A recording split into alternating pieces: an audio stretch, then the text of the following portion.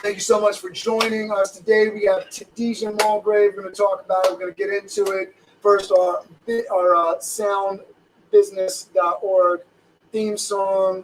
Enjoy. If I can make it work. Here we go.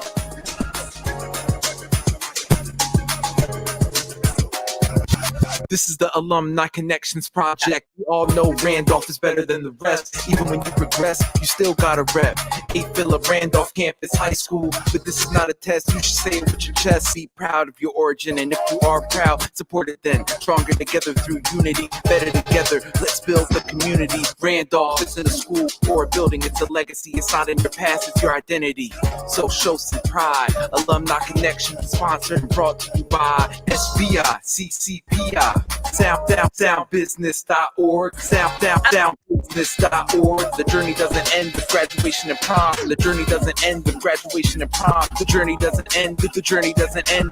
This is the Alumni Connections Project. This is the Alumni Connections Project. 8 Phillip Randolph. 8 Phillip Randolph.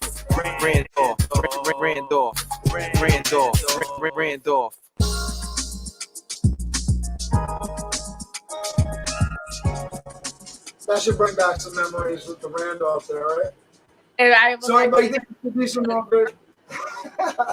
This is Tadejah Mullgrav, 26 years old, graduate of A. Phillip Randolph, class of 2011, graduate of Moyne College, class of 2015, currently a registered nurse, Forex trader, mother of two. Yes. Thanks for being with me. You're very, very welcome, Cameron. Thanks to you. I legit owe my discipline and drive to you and Thompson. You guys instilled stuff in us since we were in high school. How could I not want to be a part? I know. How could I not? I will not take any kind of credit for that. And it's funny too because I remember you in particular in like Cassie and around with things that are going on. You being a very professional student, somebody that was on their grind. So I think, I don't know, mom and dad, when we get into the story, you can tell me a little bit more about it because one of the things that's been really fantastic about this opportunity to interview students is I knew you as students inside of Randolph and, maybe I heard a couple of details outside the home, but I didn't really get to know folks and sort of get to know their story. With students in and out of the office, 20 people around you all the time, there wasn't really that chance for that one-on-one connection all the time. So this has been my opportunity to be like, all right, I get to have the joy of getting into it. So tell us what you're doing right now, and then just kind of give us like the quick like what's happening right now, and then don't give me too much, and then we'll kind of work backwards. We'll go back to like junior high school days, how you got introduced to Randolph. So tell me about what you're doing right now. Right now, I still work as a nurse. I'm actually just starting a leave of absence this week from work, but I still been working. I work at North Shore University in the CTU in Manhasset. Great hospital. Love it. Northwell is a good company to work for. And I recently, since June, been learning to trade with Forex through IML.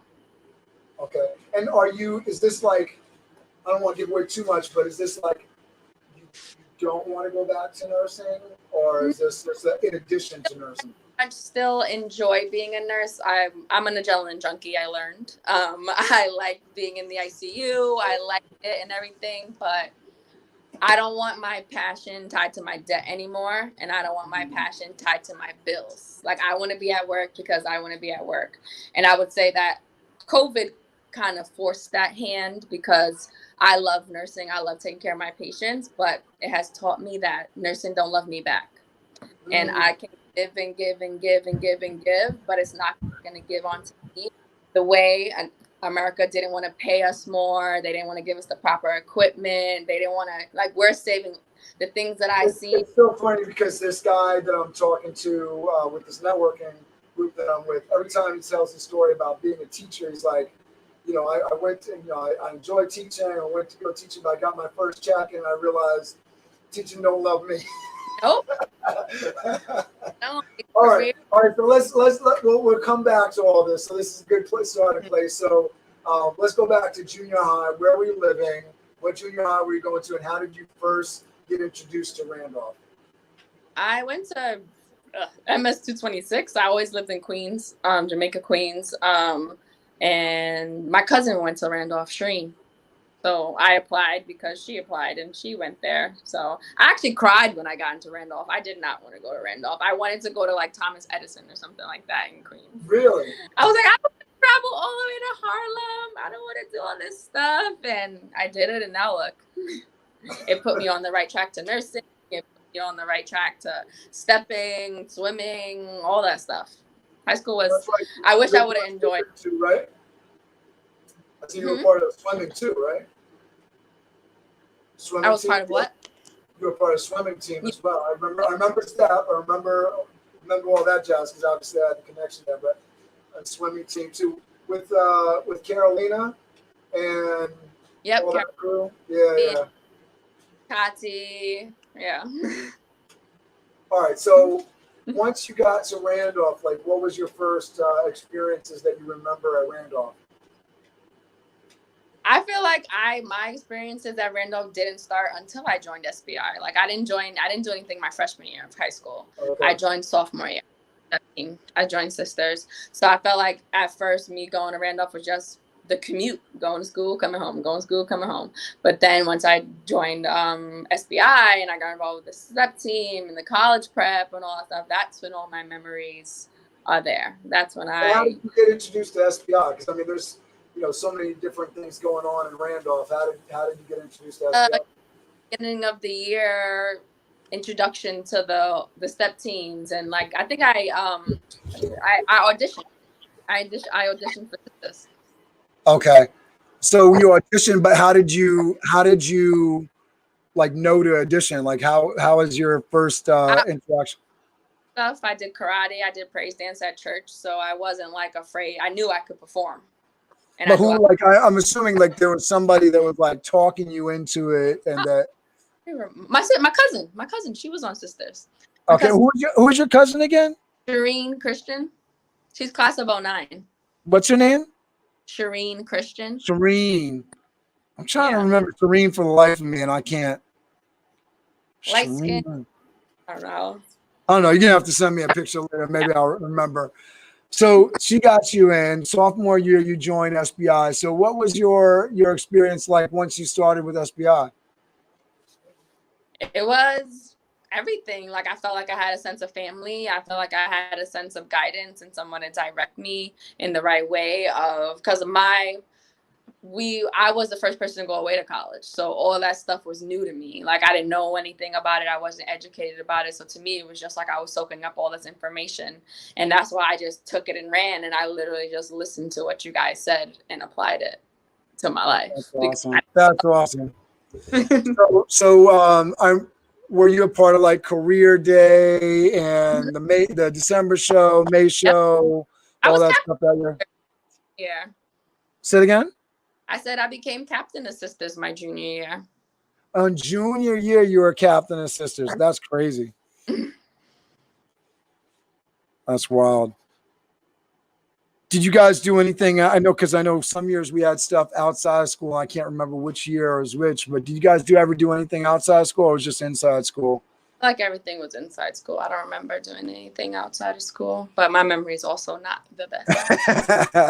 I know, because one of the things that's really interesting is, you get some, and I find out afterwards because I don't remember, or I wasn't privy to it, but you got the Order of the Feather folks, and they were doing stuff all over the place. There are in additional programs outside of Randolph and whatnot, and it's nice to sort of hear about that afterwards. Like Akosua got a lot of her writing help from Harlem's children programs that were within Harlem Children's Zone. So it was cool to see not only what people were taking advantage of inside of Randolph, but outside of Randolph as well.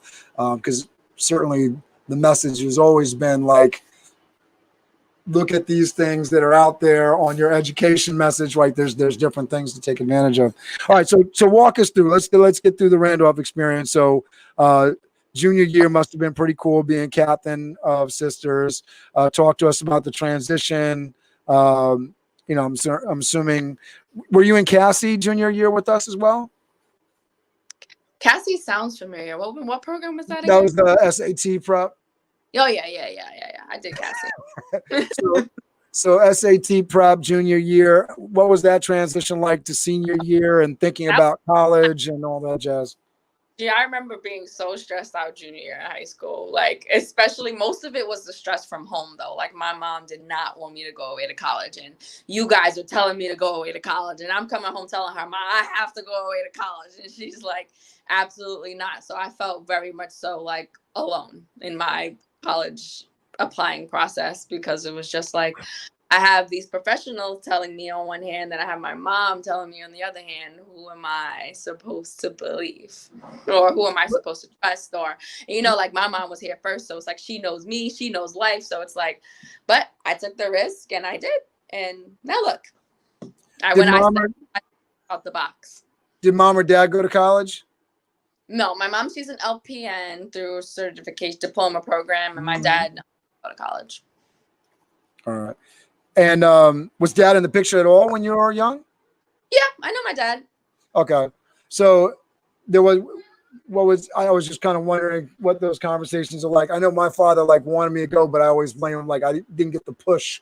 I would have preferred a little bit more pushing. You had that situation where we were pushing at school and mom was like, no, don't go away to college. So it's interesting, that sort of juxtaposition to things. What, because obviously you did go away to college. So what was the conversation with her that sort of ended up like making you gave up on fighting me, to be honest, because I was going away to college. Like, I was gonna leave regardless of however. I was gonna find a way to go.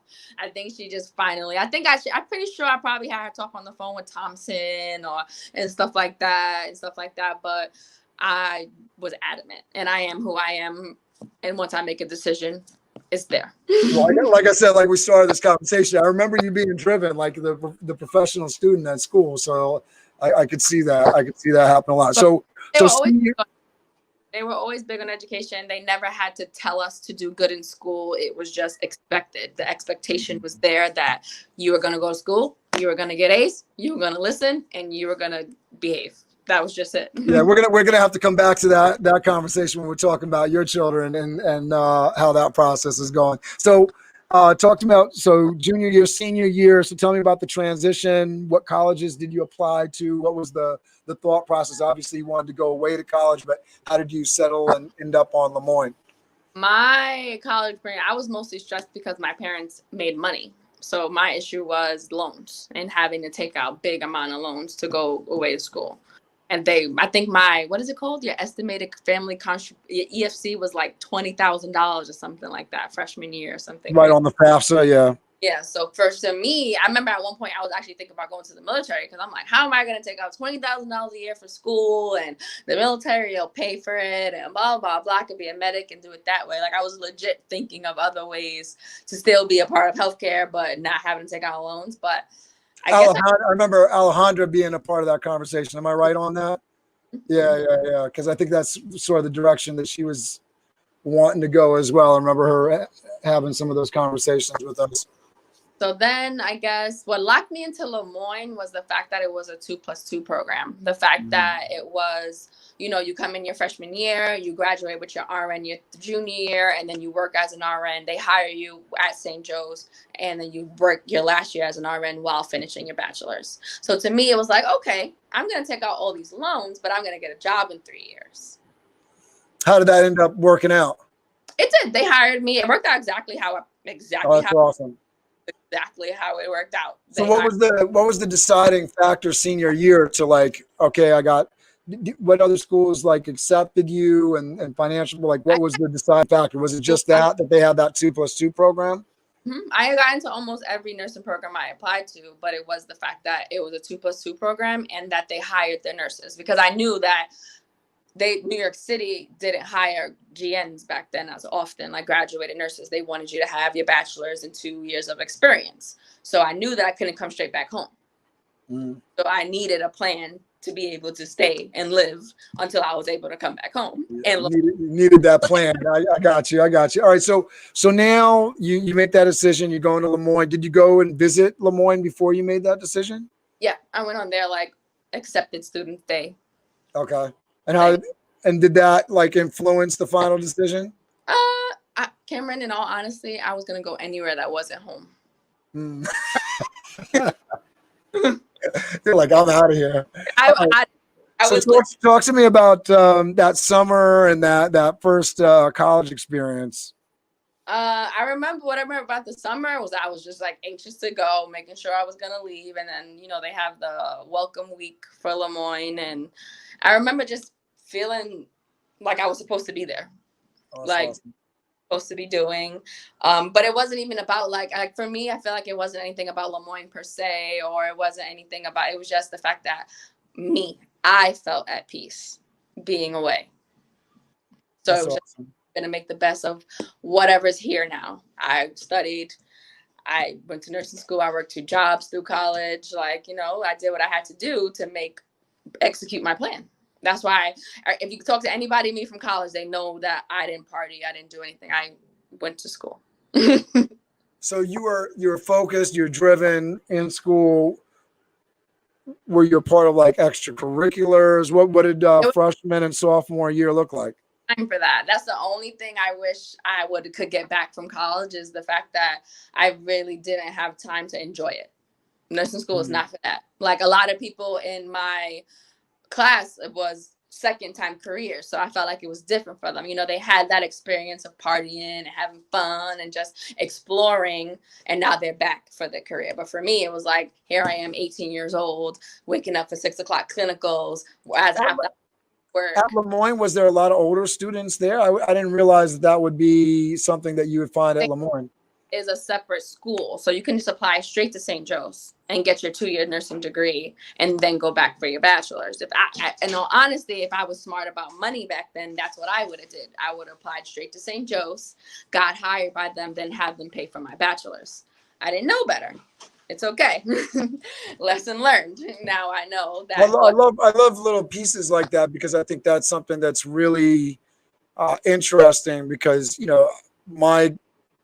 one of the reasons I'm so driven on, SBI last 24 years is, I made a lot of decisions as a young man that I wish I would have gone back and did it a different way. So that kind of stuff, that kind of learning is really helpful. So you can apply to St. Joe's, do the 2-year program, get hired a nurse, and they would pay for your bachelor degree education. That's crazy. Actually make you sign a contract that you will start taking classes for your bachelor's within the first 2 years. They want you to be bachelor prepared.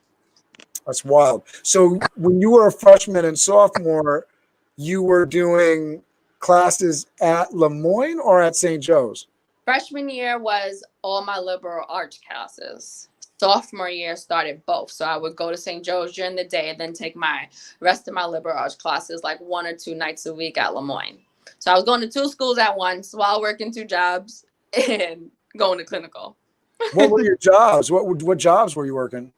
In the CAF at school, and then after your first semester of nursing. This is why I love St. Joe's, and as much as expensive, it definitely is greatness nursing wise, because after your first semester of nursing school, you can apply to be a student nurse aide at St. Joe's. So you're getting you're working work study in the cafeteria and then doing nurse aide at St. Joe's? Yeah. Mm-hmm. Wow. So, and that was a cool experience, the nurse aide role?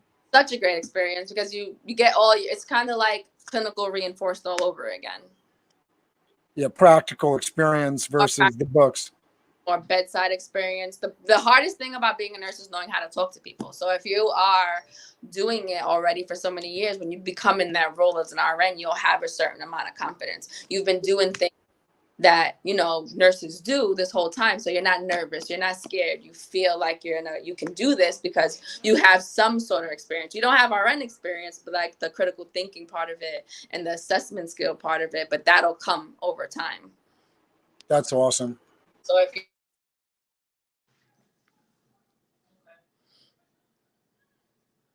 you And even with learning that lesson with the 2+2 program, and I could have went straight, like I was able to help my younger sisters because they're both about to graduate nursing school next year. So I was able to help them not go in crazy debt in college like I did. Like, you know, I told them, don't do this. How old are your siblings?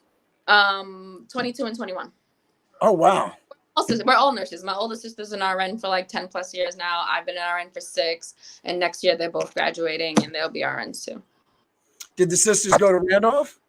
No, they went to Scholars Prep in Far Rockaway. Oh, wow. Okay. So they got a little bit of a different experience than big sister. Did you have a big sister or are you the oldest? I'm the middle. You're in the middle? Who's older than you? She's 30. She's going to kill me. She's like, she was born in 86. Wow. All right. So was she guiding you a little bit through this as well or no? I watched my sister is the reason why I became a nurse because it was so hard. But I watched my sister go to nursing school with 2 toddlers. So I knew that I could do it if she could do it. She worked 2 jobs, 2 toddlers, and went to nursing school. So there was nothing for me to complain about. It was only me. So every time I legit like this is too hard, I just thought about my sister. And where's your sister work right now? She works at Westchester Memorial now. She was working at Lincoln. Now she's at Westchester. Oh, she's up in my neck of the woods. All right. Yeah. Emergency room. Wow. Mm-hmm. Usually she's on a call right now. Intense in times of COVID. So how was it like? You're working all these, this stuff. Sophomore year, you're doing the 2 schools, you're working the 2 jobs. Move us into junior year and what's going on. The junior year was I graduated at the end of junior year from St. Joe's. So that was a good year. That was a great year because I got licensed 2 months later. I passed my NCLEX. I started working as an RN. And they even hired me before I even had my RN. They hired me as a GN. They give you time to pass your boards. And then now you're an RN and they complete your orientation. So, and then even if you didn't pass the first time, they give you a little time. They still hire you as a GN and keep you on for a little bit until you were able to take it again. I think they give you like 2 tries. And then, if you don't pass the 3rd time, then they got to let you go or whatever. But it's a very, it's a very nurse driven. I love the standard of care at St. Joe's. Like, I feel like it was a great foundation for nursing for me, to bringing me up as like how I want to be a good nurse. That's how I feel. Yeah, it sounds supportive. So what was senior year? Senior year, were you just in my bachelor classes and working? Mm-hmm. Yeah, and working. So I was working like days and nights in the same week. I think I was even still working in the cath for 1 semester. Like, I don't know why I was working myself to the ground like that. Like, now when I think about it, I'm like, yo, Tadejah, why was you working so hard? Like, you could have slowed down a little bit. And enjoyed it a little bit more, right? Even after I graduated, I was working 50, 60-hour weeks. It was like, when I think back to it now, I was like, Tadejah, why were you working so hard? All right, so talk to us post-school. So you graduated, obviously, senior year. What was that like? Congratulations, by the way, because I know both the St. Joe's and the Moyne graduation, that's crazy, and it's something that I'm sure it wasn't easy. You're going back to it. You worked really hard for it, so congratulations. Thank you. Yeah, graduating school was like the best day of my absolute life. Like, I was like, I'm done with school. I always did good in school, but I don't like writing papers, and I don't like studying, and I don't like doing all that stuff. You obviously love working because you were working your butt off, right? And then, so I started working at St. Joe's. So I was ready. By the time I graduated from Moyne with my bachelor's, I was already working at St. Joe's for a year. And then I just got an apartment. I got a car. I just, made my life in Syracuse. I just didn't come back home. I stayed in Syracuse. I got an apartment. I watched everybody else go back home. I had a couple friends still from college that stayed up there who lived in that area. And that's just how it was. I didn't move back home until I was pregnant with Ava. Oh, wow. So talk to us about, the transition from working and family. Was that a big thought out thing or something that just, all right, now it's happening? Oh, absolutely was not planned.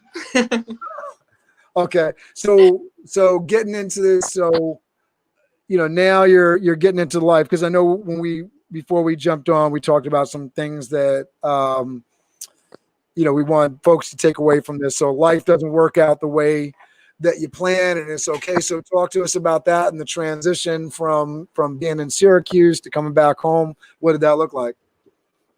I was shell shocked. Like, the life in Syracuse is just so much different. Like, here in New York City, it makes you feel like no matter how hard you're working, you're not doing enough. And I was drowning in that for a long time. I felt like I like, away at Syracuse, it was like I was this established person. I could afford my bills. I could afford my rent. I could do this. I could do that. And then I came home and it was like, all right, I'm living with my mom now. I don't want to stay too long, but rent's really expensive. I'm having this baby. Like, it was just like a lot going on. And also because I wasn't prepared to have Ava, I didn't have benefits. I was still under my dad's insurance. So that's why I quit my job at resigned my job at St. Joe's and did travel nursing I used my Syracuse address to come down here so I can make a little bit more income. So it was just like a lot of stress about that. How am I going to afford to pay my bills, my student loans, but I'm on leave for having the kids and stuff, like more maternity leave and stuff. So I never wanted to be a mom, if I really want to be completely honest. Didn't. So and now you're a mother of two. And I'm a mother of two. Exactly why I said life don't always plan out. The things that you literally say you're not going to do is probably the things you're going to do because you're thinking. So talk to us about, so what did you end up doing? You were doing the travel nurse thing. So how did you transition? How did we get to North Shore University a few years later? At North Shore, I started working in North Shore as a travel nurse July 2018. So Jabeva was born September 2017. I was on maternity leave until December 2017. Went back to work end of December, and then I think I did a couple contracts at Newmick. Didn't want to work there anymore, so I took another contract at North Shore. I liked it there, so I came on full time after I came from maternity leave with Savannah. Savannah was born December 2018. What department are you working at North Shore University? In the cardiothoracic unit. Cardiothoracic. Mm-hmm. So what for those folks like myself that are very much uneducated in the medical field, what exactly? I'm assuming that has to do with the heart. Yep. And whatnot, but if you can get a little more specific so I can learn and folks who are watching can learn. Patients out of fresh open heart surgery. So oh, wow. Surgery, I know how to, settle a fresh open heart surgery patient. We take care of patients on ECMO with LVADs and Impellas, all those heart-assistive devices. I know that's what I do. Yeah, you definitely lost me going through some of those devices, but I'm hanging with you. That's crazy. So that's pretty intense stuff. And I know that you were saying you're an adrenaline junkie, and that sounds very, very very heart racing stuff. Yes. So what is it about that particular role that you enjoy the most?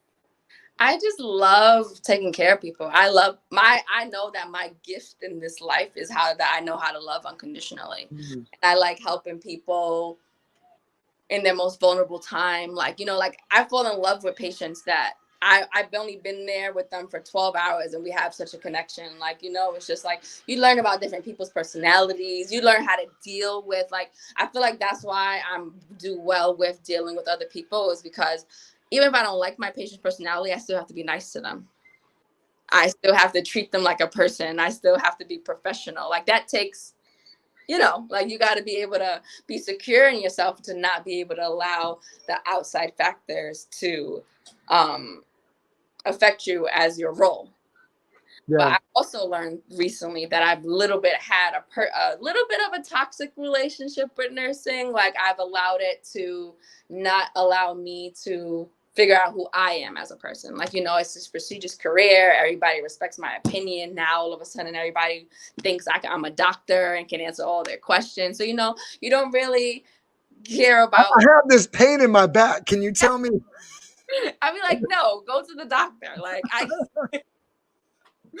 But yeah, so I used it as if I was, I wasn't feeling too well mentally, I'm gonna just go to work. Because I'm making money, I'm doing good, stuff like that. The kid's stressing me out, I'm gonna pick up some overtime. I used it as my clutch to not have to deal with my crap.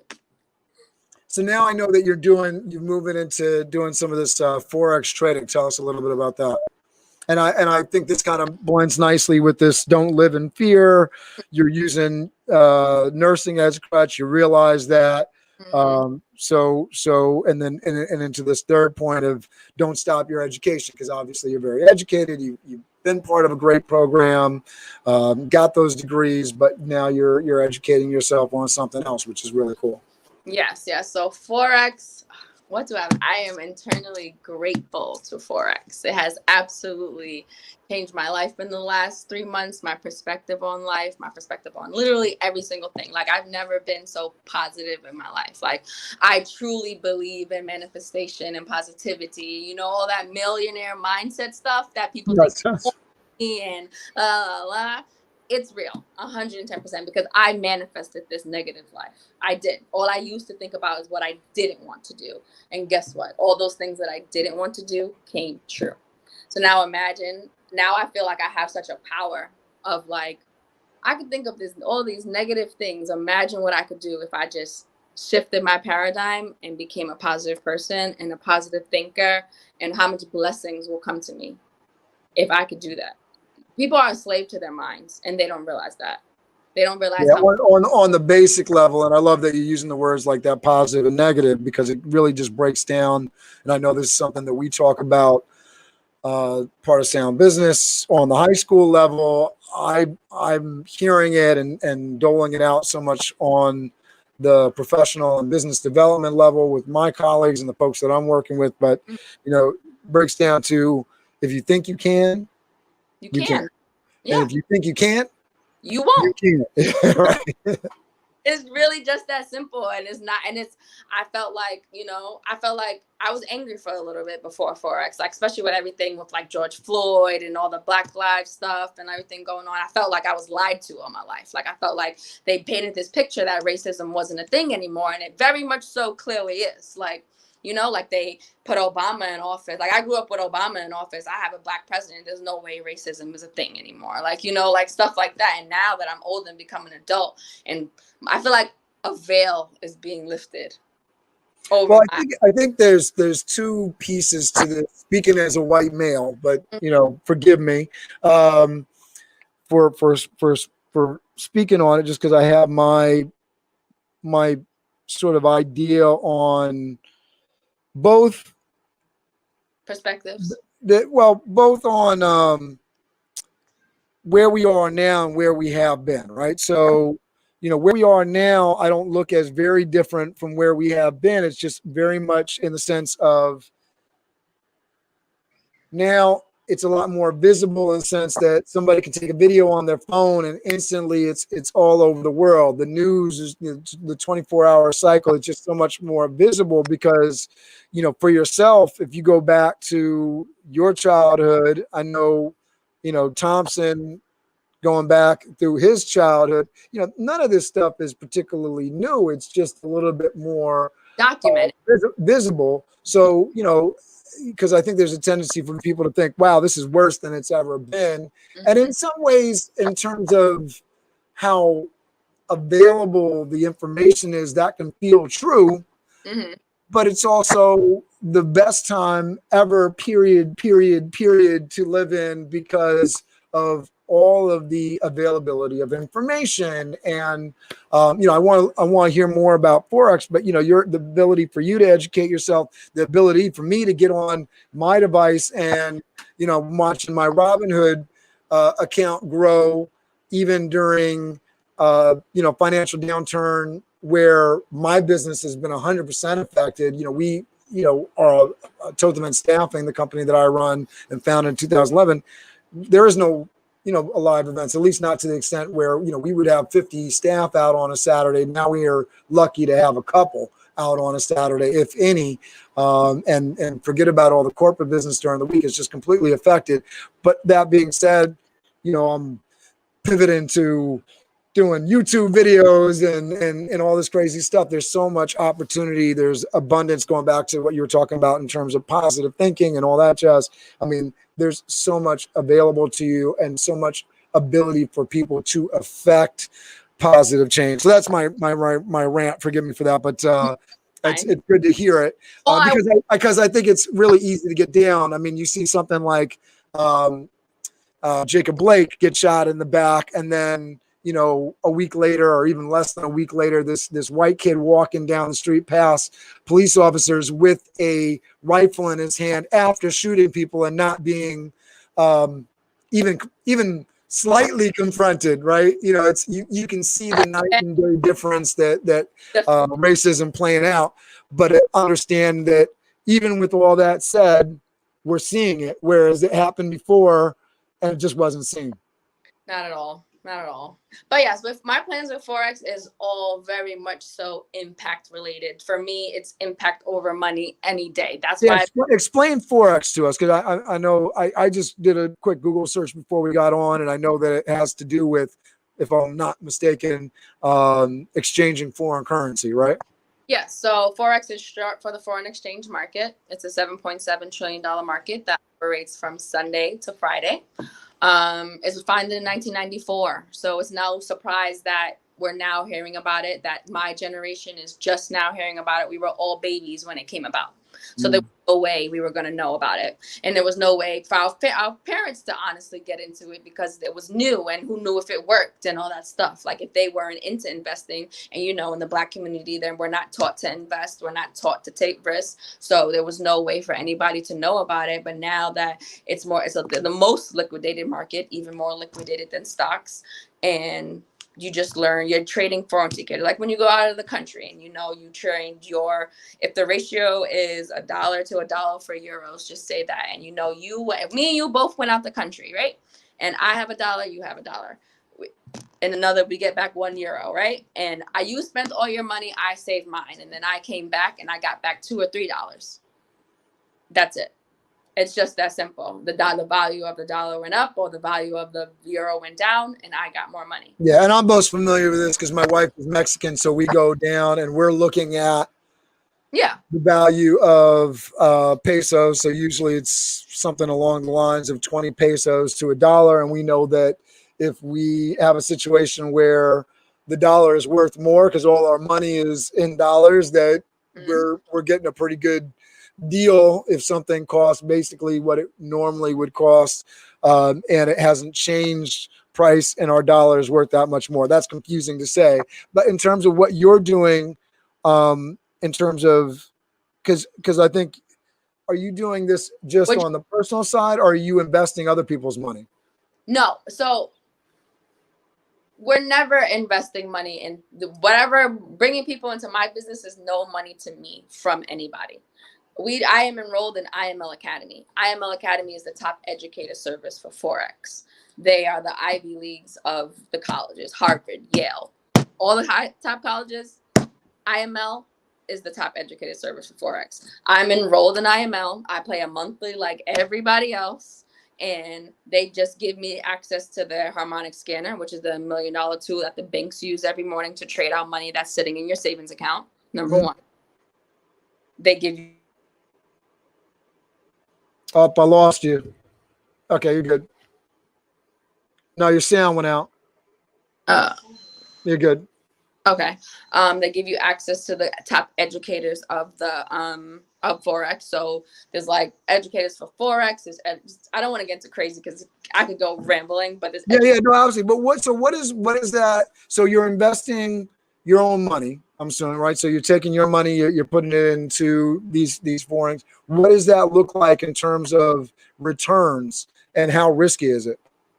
It's not. If you follow the trading plan, you're never risking more than 10% of your account. It becomes risky when you're not disciplined and you're not consistent and you think that you're coming in and gambling. We're not gambling. I legit analyze charts and know when to buy and when to sell. That's awesome. So when people come in and think they're just going to flip money, that's when it's a scheme, blah, blah, blah. No, you have to invest in yourself.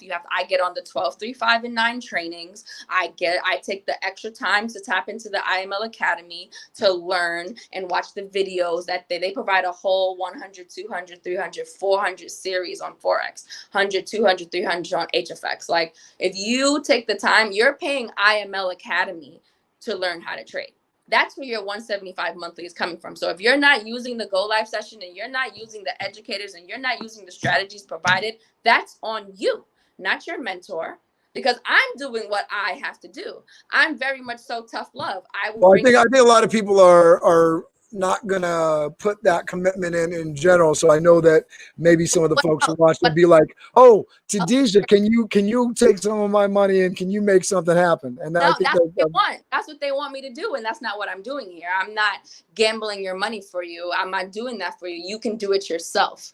And there's nothing else in this life. There's nothing else going to give you a profitable skill, an opportunity to start your own business, and a millionaire mindset for $175 a month. How much is college? $175 a month is $2,100 for the year. I took out $130,000 to go to school for 4 years, and I'm not a millionaire. I'm not a millionaire, and I've been a nurse for 6 years. I still can't even pay off my student loan debt. I gave up my 6-figure salary to do this. So for people to think that it's not real is bonkers to me, to be honest. I don't even have that education, so you got to give people a moment to catch up. Tadejah, we'll get there. And I understand the fear. I understand not wanting to take the risk. I know that it's because of who I am. I was able to take this risk. Well, I think it goes because folks that I forgive me if I'm making an unfair comparison to the stock market, but that's sort of the financial game, right? I think there's folks that I actually look at some of the folks that some of your peers that actually invested in like Bitcoin. Mm-hmm. I mean, I wasn't going to invest in Bitcoin because I didn't know enough about it. If I would have known what you knew now, right? Because the way I look at it too is like, well, if I just take this little bit of money that I could spend on BS and take a chance on it, and that money turned in for folks that bought Bitcoin. I mean, it was just crazy, ridiculous types of money. So I think that being open to taking a little bit of a percentage of your money and doing something different with it is a big deal. I thought about the 175 as the crap that I blow on Amazon for the girls. Like, I know that if I went through my bank statement, I could find $175 that I spend on nothing. Like, on nothing that's important. And if you really want to be smart about money, $175 is $6 a day in the market. Even if you only want to come in and trade to learn how to be profitable enough to cover your monthly until you really know how to trade, that's all you can do. You have to people have to change how they think about money. Yeah, I advocate because I've been learning the lessons all ago. I wish I was saving like 50% of my money from when I started working. If I had done that, I'd be in a whole nother place monetarily wise. Money and being smart around money is such a big deal. Talk to me about the girls, being a mom. How's that going? I know you were talking about the discipline, the expectation from your parents. How's that working out with your girls? I'm actually struggling with what parts of my parents' parenting that I want to take and which parts I don't. I had to be completely honest. I'm struggling with there were some things that I loved that they did, and there were some things that I absolutely hated that they did. And it's hard to find the balance. Because I turned out very well. Obviously, me and my sisters turned out very well, obviously. So it's just like, they clearly know what they're doing, but there was obviously other ways where you could have been better. So, but that's with anything. So I'm just taking it day by day, to be honest. I'm honestly embarking on a new motherhood journey along with this Forex thing, because I talk about my postpartum depression openly. I never hide the fact that I've been postpartum depression and anxious for the last 3 years. Are you doing this because I haven't heard anything about I haven't heard a mention of a husband or boyfriend in the picture. Are you a single mom? It started off not a single mom, but it's looking like I'm gonna be a single mom. I guess I'm gonna be a single mom. I haven't really accepted that role into my life yet. And then on the other side of that is because I know you got sisters. I don't know if mom's still around. Sounds like you got the family, people helping you out. Feel like a single mom because I have a village. That's great. All right. So in raising the girls and trying to figure that all out and dealing with like postpartum depression, have you been kind of like bringing the sisters in and mom and getting that help? Yeah. I've learned that I have to ask for help. I can't do it by myself. It's okay to ask for help. It's okay to need a break, even if it's just for an hour to go walk outside by myself. It's okay to put myself first, even though I had kids. Yeah. And the reason I bring it up at all is because I know, I've been married for 16 years. I've been very fortunate. I did have a kid at 19 with a woman that I did not want to spend the rest of my life with. Mm-hmm. And, that's a big part of my story. I talk to young people, like, don't make that mistake. I regret it so much. Not so much having a child, but not having With the person. support for that child. And, he ended up spending most of his time with his mom. Mm-hmm. And, he's very alienated from me. So I still can't give that support that I'd like to give to him.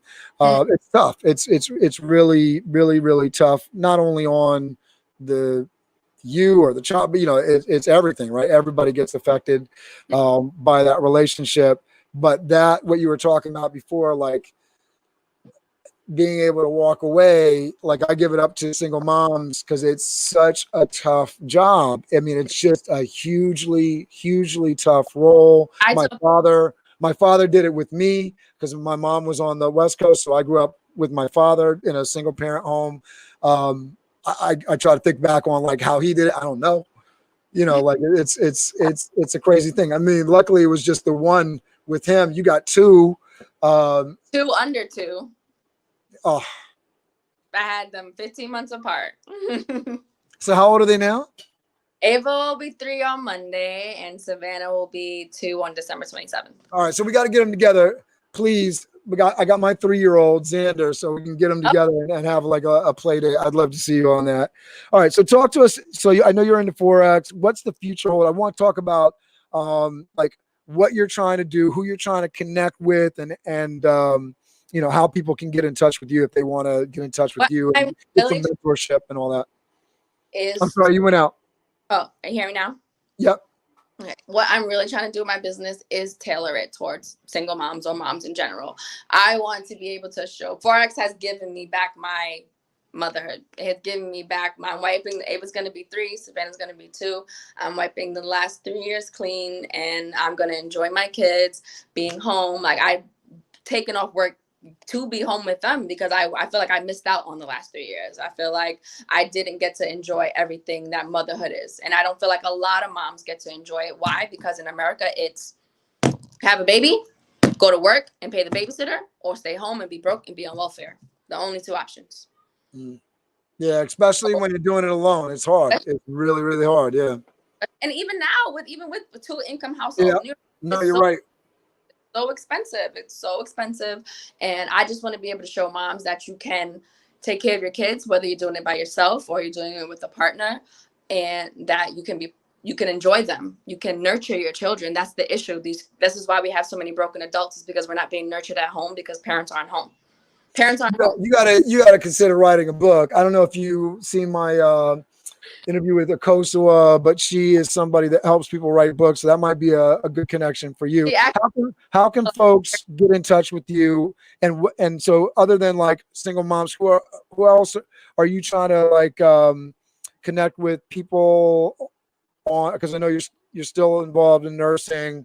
Who are you trying to connect with on the medical side? Who are you connecting?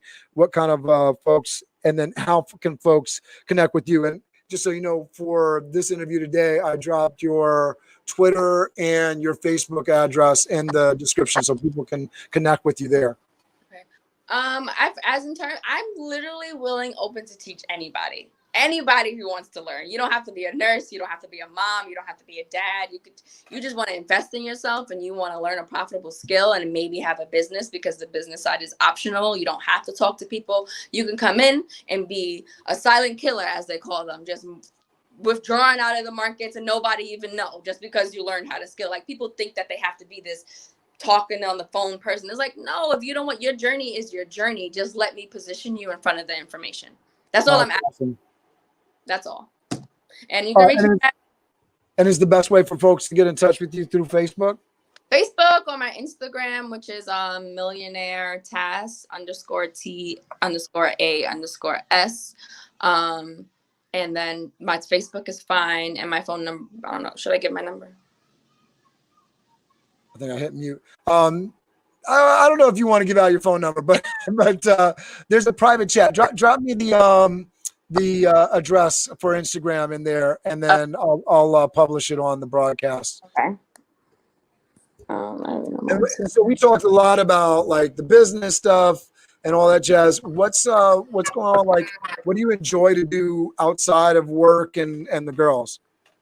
I recently started off with a personal trainer, Hassan, actually. Oh yeah. I had him on interviewing as well. Yeah, so I'm doing that. I'm honestly, Cameron, this is why I'm taking the break from work, so I can discover what I like, because all I've been doing is nursing for 6 years and momming. I don't know who I am. I can't tell you that. I'm discovering who I am. Let's see if I can find this now. You said it's on Instagram, the Millionaire TAS, right? Instagram. See if I can bring. I can't find it. I can't pull it up. Maybe if I go to Instagram, I'll find it here. All right, talk. So it's not dead air. No. What was I saying? What was the question? No, what else are you doing? So you're connecting with Hassan. You connecting with any other alumni? I got to get some more alumni lined up for interviews. I started working out with Hassan. I don't know, Cameron. I can't really tell you. Like, that's why I'm so grateful for this Forex journey, because it's going to give me the time, the financial freedom to explore what I like to do outside of nursing and being a mom, because I really haven't had time. So I've been back at work since Savannah was 7 weeks old. And she's about to be 2. So I really can't. All I've literally been doing is staying afloat with my postpartum depression, working, and trying to be the best mom through postpartum depression. That's only been my focus for the last 3 years. All right. So I just threw up the Instagram so folks can find you. Millionaire TAS. Throw that address into the comments. Tadejah, thank you so much for doing this with me. I really appreciate it.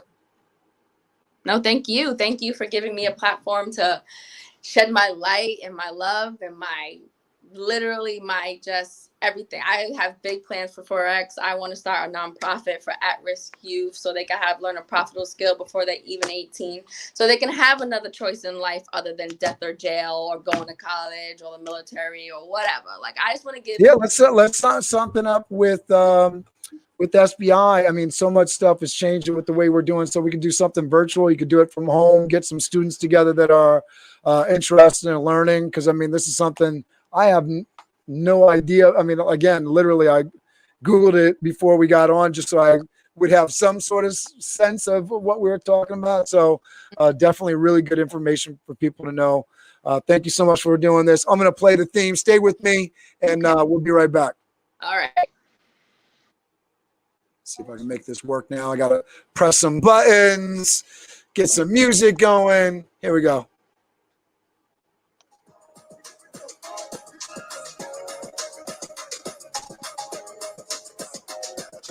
This is the Alumni Connections Project. We all know Randolph is better than the rest. Even when you regress, you still gotta rep.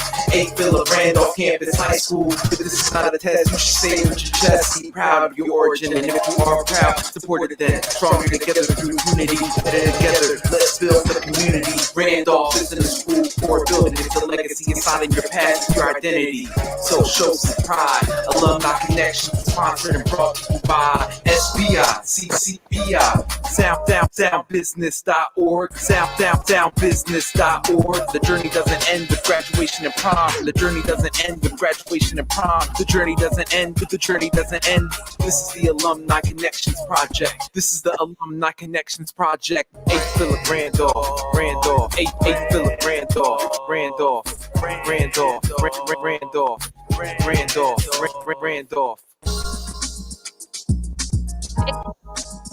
Thanks so much for doing this with me, Tadejah. Thank you.